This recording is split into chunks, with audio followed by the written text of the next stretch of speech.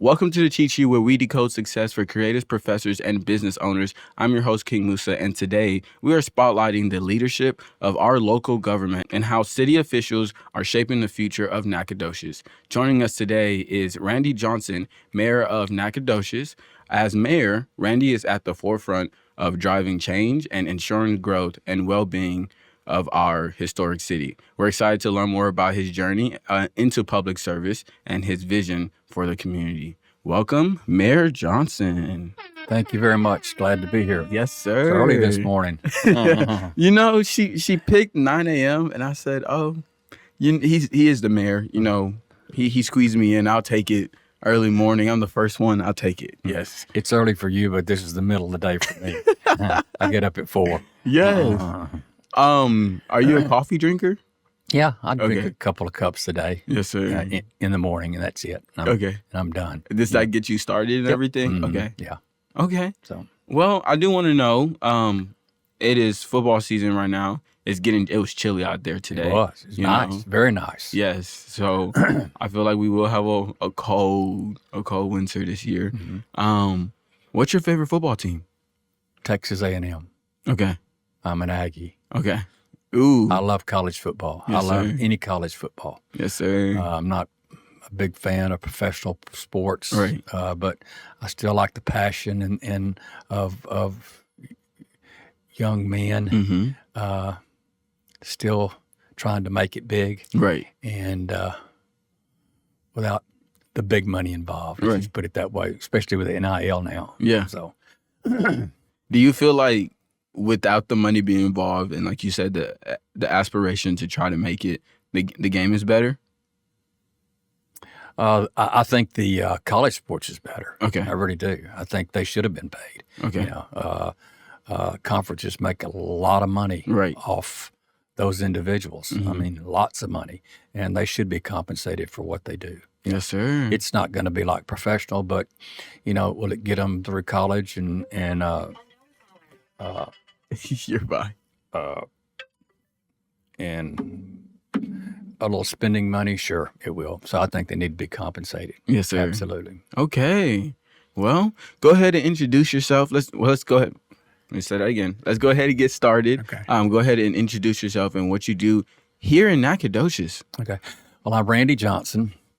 I've lived here all my life. My family owns a business here. I'm third generation. Yes, sir. I own Johnson's Furniture and Appliance downtown. My grandfather started that business in 1959. Okay. We had one little building downtown, and he started, him and my grandmother, and my dad had another job, and he helped him when he wasn't working on that job. Where did you say you was raised? Here, Nacogdoches. Okay. Yeah, so I've lived here all my life. Yes, sir. The only time I haven't been here is what time I was at A&M. Okay. And then I came back. But anyway, he started that business in 59 with nothing, zero. Yes, sir. And everybody told him he wasn't going to make it. And he said, well, I may not. Right. But he said, I'm going to work hard. And he told the landlord, he said, if you'll come by on the 1st of every month, your $35 rent will be on the cash register. And we're still here. Yeah. And everybody else is gone. I know we're the only local independent left, and have been the only local independent left for a long time. Yes, sir. So now, other than that, I was fortunate enough to be elected last year in May to the position of mayor of the city of Nacogdoches. So I have one job that pays a little bit. I have the other job pays nothing, but I love it, and I take it very, very seriously. My paying job is important, but also the non-paying job is just as important. Yes, sir. I am very, very dialed in to what I have to do to move this community forward. Okay. Yes, sir. I like that. I have to know. Did you end up going? Where did you go to? You said you went to school at A&M. Did your parents go to school at A&M as well? No, I was the first one in my family to ever Okay. graduate from college. Yes, sir. And my dad helped me. What did you major in? Business. Business. I finished in business and marketing. Okay. Started out in accounting until I got to intermediate. And when I got to intermediate, the first test score I had was 32. Okay.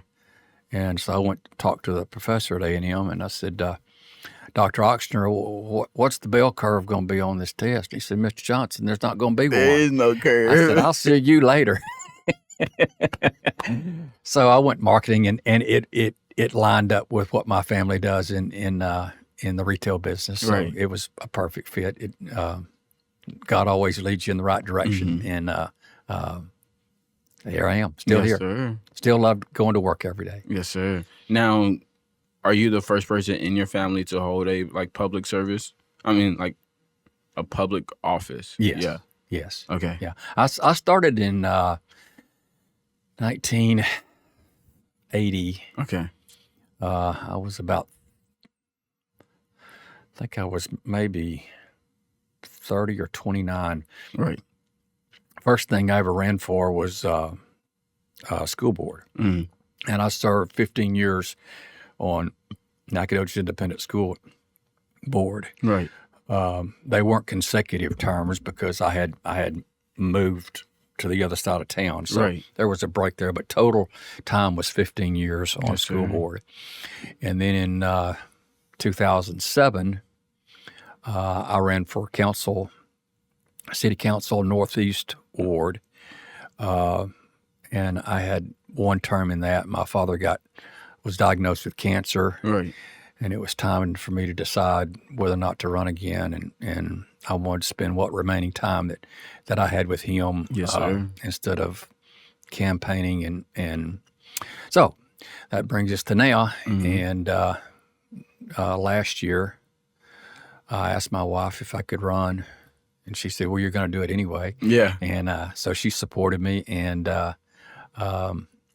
here we are. Yes, sir. Okay. We're going to find out a little bit more about that and then just like the challenges and everything. But before we do that, what do you like to do outside of the office, outside of both jobs? What are your interests, hobbies, passions, things like that?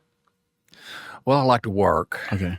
And I used to play golf and had a knee injury about 6 years ago and kind of lost my passion for that. Okay. I've got a brand new set of clubs. I was going to start playing golf again. Man. And I went back one time and it just didn't, Ain't feel the same. that fire wasn't there. Yeah. So I do have a deer lease that I go to. Okay. And but other than that, just spending time with my wife and working. Okay. And I really enjoy it. Yes, Yeah. sir. Any grandkids or anything? Oh, yeah, I've got 4. Okay. 3 boys and a girl. Yes, sir. And the girl's the angel. She's it. When y'all are looking. Yeah. When y'all are looking. Uh-huh. All right. So let's go ahead and get to know a little bit about your position as the mayor. Can you kind of explain what is the position of the mayor and some things that, people may misunderstand about it? And then also, what is the vision you have for Nacogdoches, right now? Okay. Nacogdoches' form of government, as far as the city of Nacogdoches, is called a home rule form of government. Okay. And what that means is that you have districts, and we have 4 here. We have Northeast, Northwest, Southeast, and Southwest. And then you have an at-large position, which is called the mayor.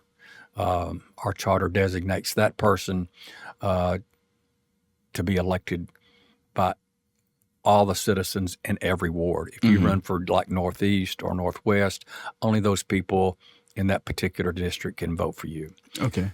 So really, I don't have any more power than any of the other council members. I still have 1 vote, just like they do. So basically, I conduct the meetings. Right. I'm in charge of the meetings, and I represent the city on things like this.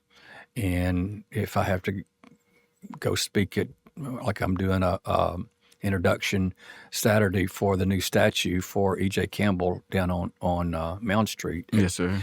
And I look forward to things like that. But so the day-to-day operations are not run by the mayor. Mm-hmm. The day-to-day operations are run by the city manager that we hire. Those are two things that the city council has a responsibility to do.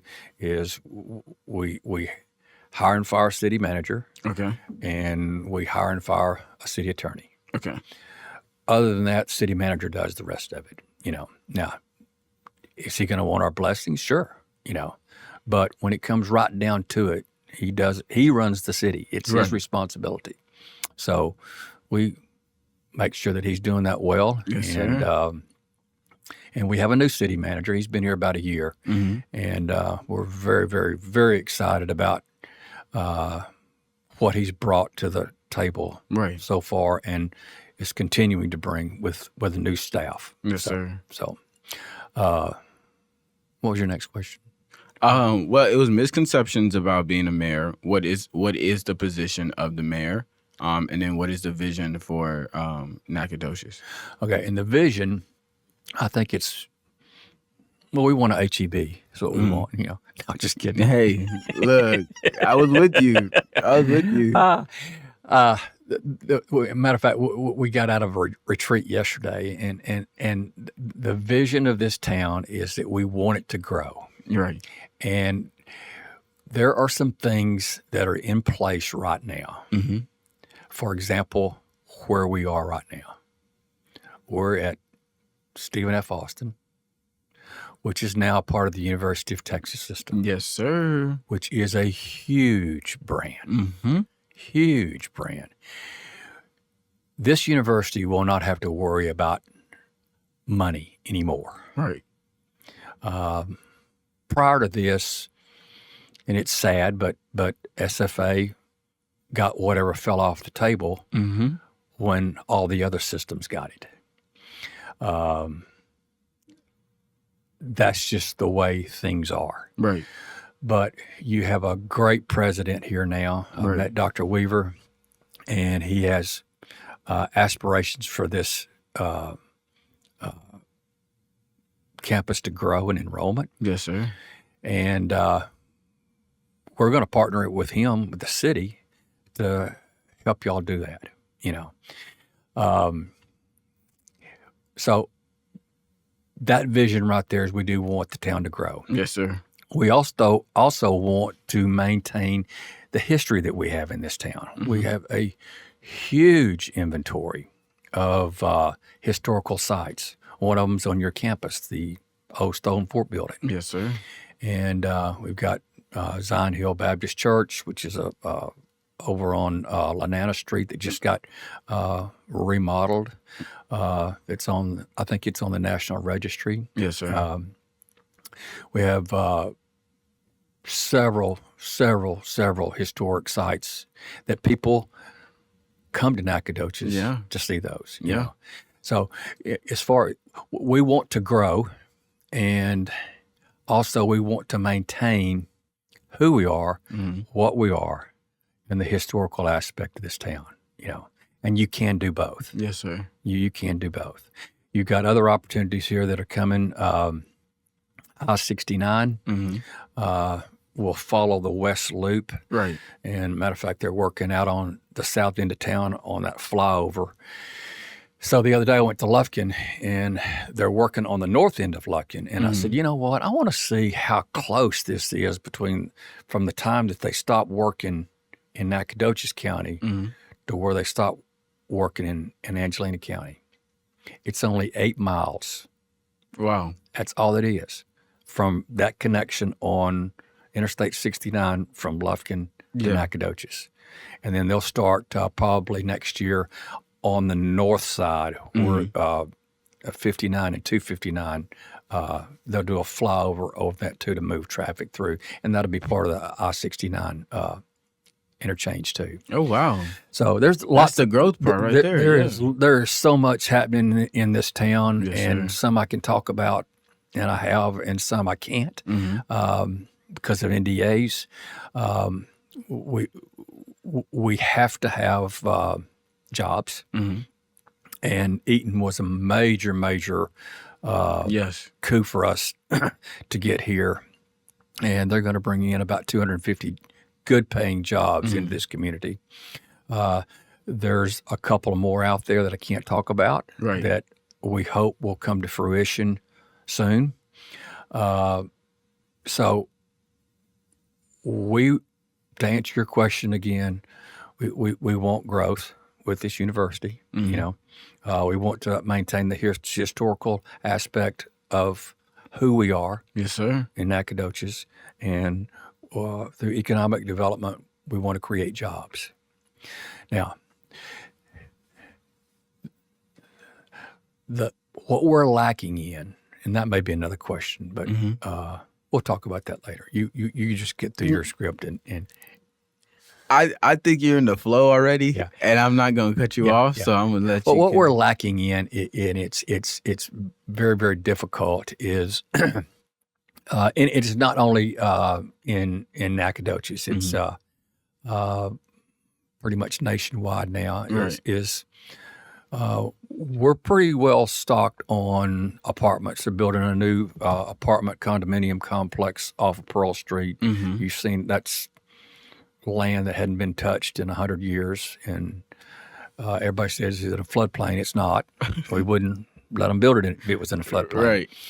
And but we're having problems with single-family homes Okay. and affordable single-family homes. And when we create these jobs, and as enrollment increases and you have professors come in, Yep. you know, they're going to have a place to live. And we want them to live in the city of Nacogdoches. We don't want them to have to go to Garrison.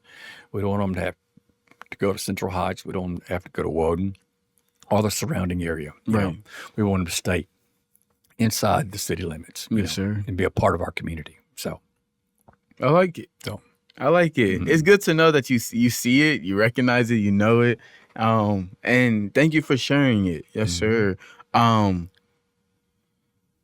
So going from being a business major at A&M, you know, and I know you briefly went over some of the positions you had from the school board and the other county you worked in and everything. What shifted the desire for public office? Well, I'm in the retail business, so I see people every day. I talk to people. I find out, you know, what they're interested in, what their likes are, what their dislikes are. Right. And since I was, let's just say, out of college and married, Yes, sir. which was 47 years ago, I've made it a point to get involved in every single thing that I can. I like politics, whether it be school board, Right. city council, county commissioner. It is no different than Washington, D.C. It's just on a much smaller scale. Yep. It is what it is, you know. And my deal has always been be fair to all concerned. I'm not affiliated with nothing. Right. I'm me. And it's kind of a side joke. I had, I'm not going to mention any names, but I had a group call me after I was elected mayor. Right. And he said, we'd like for you to be a part of our club. Right. I said, really? Why now? Dead silence. He didn't say a word. I said, you know what? I'm 68 years old. I said, people pretty much know me. And I said, let me just pass. I said, that'll take me away from my home at night. And I admire you for what you do and what the group does. But I said,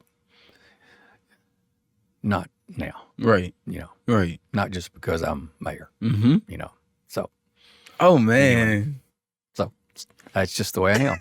You know, that's just the way I am. Yes, sir. Mhm. Okay. So wanting to be involved, wanting to, help out and enjoying the process and, having a interest in politics. Yeah, Yes, sir. you have to when you get involved in things, especially politics or committees or anything. Mm-hmm.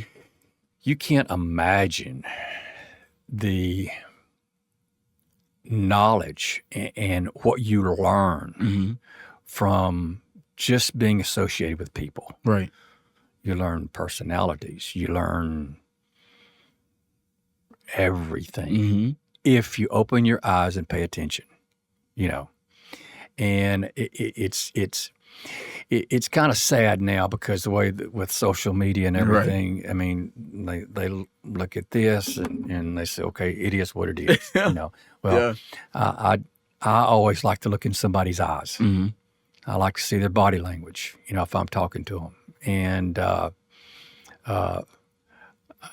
I know I'm older, but still, I would highly suggest a young man or lady Yes, or sir. whoever, you've got to have personal interaction. Right. That you will learn more from that than you will from that. Mm-hmm. I'll assure you that. Absolutely. Absolutely. Okay. Yes, sir. I appreciate that. My next question for you is from the day to day, year to year, or I guess election to election, what are the challenges for a mayor? I think the biggest challenge that I've had being mayor is that I really didn't have any idea. This is a long story, so just bear with me. I'll shorten it as much as I can. I really had no idea what kind of impact sales tax had on our revenue at the city of Nacogdoches. And it's huge. It's about 33%. Right. Maybe a little bit more than that. Well, in 1992, the people of this town had an election. Mm-hmm.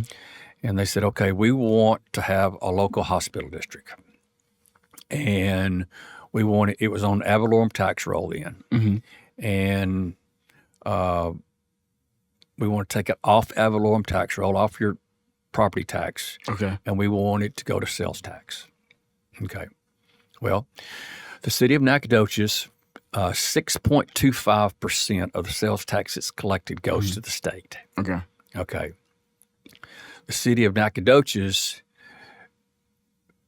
is supposed to get 2 cents of that. Okay. Well, that election gave 1 cent to our local hospital district, which is about $10 million a year now. Well, when I got on the council and was looking at it, and I'm going, okay, risk, reward, good, bad. Mm-hmm. Okay, where are we in this thing? Okay, well, if you look at the hospital districts having some really, really trying times right now. Right. And, but that $10 million is still going to them. Mm-hmm. That $10 million, and it's not doing any good going to them because it's getting spent on legal fees. Right. Anyway, if you put that 1 cent back into this community, that's $10 million. We just passed a $43.7 million bond issue. Right. That $10 million annually could pay that bond off in a little over 5 years, almost 6 years. Right. Mm-hmm. And we'd be done with it. So that's been the biggest eye opener, and I don't know why past people haven't spoke up about that. Because it is a huge burden for the city of Nacogdoches. We have trouble paying our employees a good wage. Mm-hmm. We have problems in retentions, particularly with the police department. That Right. we gave them a fairly decent raise this year, but if half of your revenue on sales tax is going to something else, and you don't have it, then you have to cut somewhere. Mm-hmm. And we're at a point now where it's almost not sustainable. Mm-hmm. I'm really shocked at how well this city has done without having that sales tax. Right. And just to give you an example of what kind of impact that's had, I pulled the comptroller's report a couple of months ago, and this was from the time they had that election, which was in 1992, until July of this year. Okay, we had given the hospital district $192 million. Whoa. What do we have to show for it? Yeah. Nothing. Yeah. Nothing. So now you add, that was since July. Mm-hmm. Okay, and we get about $1 million a month. Mm-hmm. So, okay, so July, August, September, October, 4 months onto that, and you're right at $200 million. Right. And it's going to continue growing. Our sales tax is up. Yeah. But their sales tax is up too. Mm-hmm. And they still haven't solved the problems. They've got to solve the problems. We've got to work together. That's what I've always said. We work together to figure out this situation. So, but that's the biggest shock that I've had. I'm not going to hold back. Right. I'm going to tell you what I think. I'm going to inform the people because 90% of the people have no idea Right. that that's what's going on. You want to know why our streets can't get fixed? We don't have the money. Mm-hmm. Now, the bond issue will take care of some of that, but Right. it can't take care of all of it. We have 2 main sewer trunks that are in each creek, Bonita and Lanana. Mm-hmm. It's going to cost us $100 million. And those are our main sewer lines and water lines. Mandatory. Yeah. And $43 million won't fix those. But $10 million a year will. Yeah. I mean, and those lines, some of them are over 100 years old. Mm-hmm. And they've been fixed to death. So, and everybody likes to drink water, You Yes. got to have it. Yeah. So there's several challenges, but is there solutions? Absolutely, there's solutions. Right. So, and I look forward to being part of the conversation in those solutions. Yes, sir. Yes, sir. No, I appreciate you. Just your awareness of those situations. And I don't know, I can't say it's unfair, but seeing how it goes from, 2% and then just cutting that and saying you literally cut the distribution in half. But, That's right. That's The original intent of that was fair. mm-hmm. It was for primarily set up for indigent care, which I don't have a problem with that at all. That was in 1992. Mm-hmm. Okay. Things have changed since 1992. Yes, sir. And so basically, is there still indigent care? Yes, there is. And as far as I know, no one at either hospital has been turned down because they couldn't afford it. It's Right. against the law, number one. Right. So the model's changed. Everything has changed. There are federal programs. There's Medicaid. There's Medicare. There's federal programs that you can get to where you don't have to expend that much money Right. on a. So I think the people that of course have all passed away, the ones that push that. Mm-hmm. But if they looked at this model now and saw this, and they would say, "Whoa, hang on, this isn't working. Right. this is not what our intentions was. So we have to change it. And I knew those people, and they were good businessmen. Yes, sir. But if they saw what was happening now, this would have been changed 10 years ago. I'll assure you that. So okay. Yes, sir. So a couple more questions before we have to go. I do want to know, one, what are some upcoming events, situations, announcements that the city of Nacogdoches would like to announce? And then secondly, it says, how can students and residents of Nacogdoches become more involved in the local government and community projects? okay, things coming up. Let's see. As far as the city is concerned, well, we're in the process right now of we split up our bond at $43 million. We've already drawn $5 million of it, Right. or $15 million of it. So we're in phase one.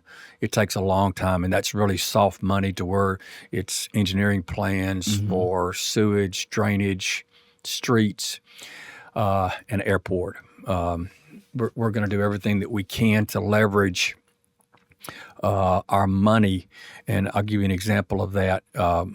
$7.9 million of that $43 million was set aside for the airport runway and expansion.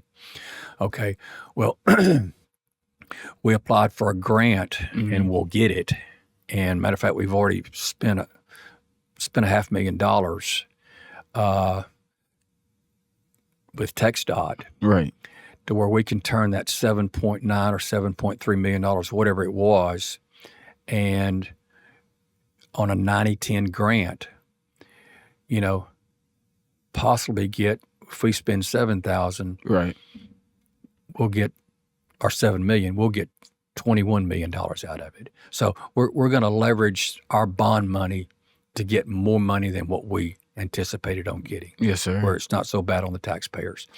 So that's really where we are right now, as far as what I can say. There's some other things that I like I said, I signed an NDA, but Right. You'll hear about it pretty soon. Yes, sir. So, And we have election time coming up. It's about to be November. So how can students, faculty, staff, and other people who live in the community be involved in their local government and just the city?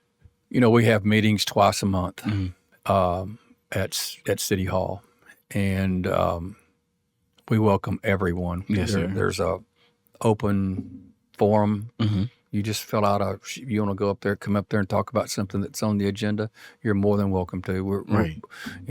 We want people. We want students involved. We want townspeople involved. The more you get involved, the more you know. Right. If you don't want to get involved, then you're not going to know anything. Just for example, the hospital. A lot of people didn't know that. Right. Until I started talking about it. And they go, really? Yeah, really. Right. And then they get to checking into it. Well, he's right.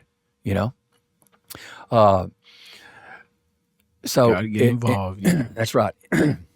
As far as the election, there's a national election coming up. Go vote your conscience. Right. I don't care if you're blue, you're red. It doesn't matter. You got to vote. You got to vote.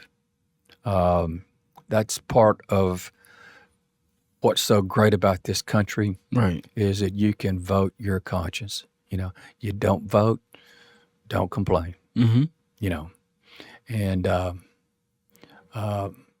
think I'll be the first one to vote because I vote early, and I'm up early. Yeah. So I'll be standing down there at that door next Monday, and I'm gonna get it out of the way. Yeah. And then I don't think about it no more. And people have their own opinions. People Right. but I tell you, I learned a long time ago. This in our kingdom, we're just passing through. There we go. We're just passing through, and no.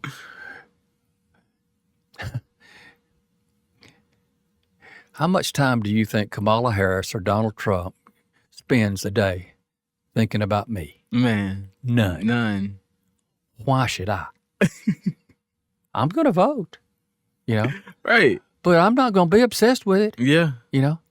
because this isn't our kingdom. We're just passing through, Mm-hmm. And he gonna pick the one he wants. That's right. And we're going he gonna work it out. Exactly. And he won't fail. That's right. So what we worry about? Do your part. That's right. Yeah. That's right. Yes, sir. Thank you so much, Mayor Johnson. Thank you for having me. I Yes, enjoyed sir. it. Thank you so much. Absolutely. I appreciate it very much. Well, thank you, Mayor Johnson, for joining us today and sharing your journey and vision for Nacogdoches. It is inspiring to see how local leadership can shape the future of a city and create positive changes. To all our listeners, remember to subscribe to the Cheat Sheet and follow us on social media and stay connected. This is King Musa signing off, encouraging you to stay involved, stay informed, and keep telling your story. Y'all have a great day.